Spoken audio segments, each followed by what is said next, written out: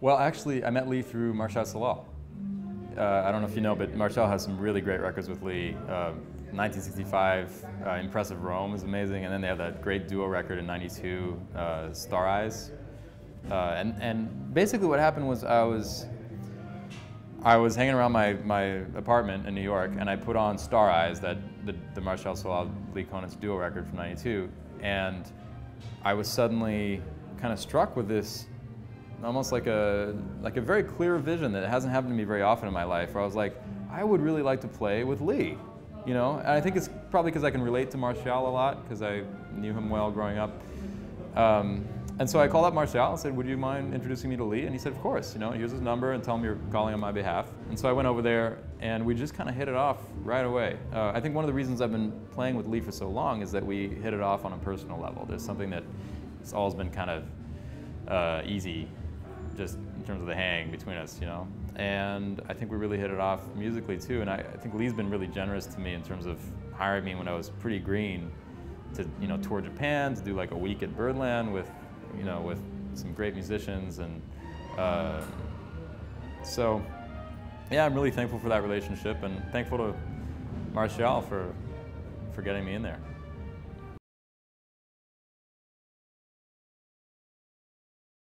Well, one of the biggest things I learned from working with Lee was maybe like a year into playing with him, he hired me to play a week at Dizzy's. And you know, it was like a great band, Ray Drummond and Matt Wilson and Pete Bernstein. And we came in, and like the first 3 nights were just really lovely. And you know Dizzy's, it's like a, you know, it's a pretty buttoned up kind of place. And so we were playing just kind of intuitively, we're all playing fairly straight ahead. Really nice music, but like pretty inside, you know? And Lee was sounding beautiful and it was nice. And 3 days in, he calls us all during the day. He like calls us, every band member during the day. And basically, you know, I talked to Matt Wilson afterward. I know more or less what he told him, but I know what he told me, which was, I hired you because you have a thing, and why aren't you doing that, you know? And that was like an incredible revelation to me. Like, here's Lee, who's been recording since 1949, and who, you know, if you kind of don't know his body of work very well, you would say he's a great inside kind of, you wouldn't say straight ahead, but you would say he's a great interpreter of standards and all that. Of course, if you know his body of work well, then you realize, you know, he's one of the early free players and all that.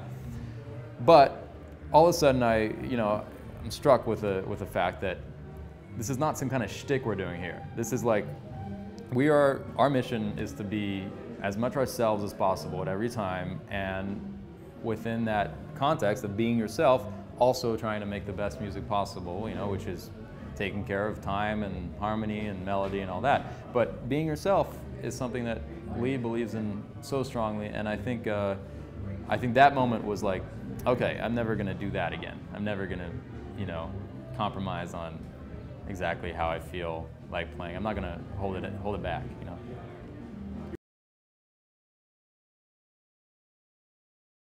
Yeah, I mean, it's like, for that to happen, you have to have a context that is where there's a certain amount of expectation, you know, and Stravinsky was operating in a context where there's an expectation for a certain kind of language, and Ornette came into a context where there's an expectation for like cutting the changes, you know, and playing a certain thing that has a certain kind of structure to it, and shocking people relies on expectation. And in a way, that's kind of what we're dealing with in jazz. I think one of the difficulties of playing jazz today is that the expectation is so incredibly wide. There's such an incredible gamut of ways of approaching jazz today that are accepted, you know. I mean, it could be like from free jazz that could almost sound like a shred video, you know, to like a very inside thing. And it's like, how can you shock somebody within those confines, you know? But I think Lee manages to do it in a way still today. It's not that he shocks, but he surprises people. I played with him all over the world in a lot of different contexts, and I've never seen a bored audience with Lee. There's always that feeling that like, this guy is doing something a little different. I'm not quite sure what it is, but it's different, you know.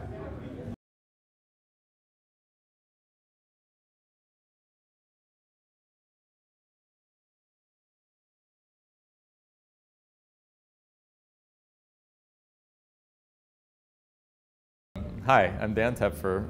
For more videos, go to jazztimes.com.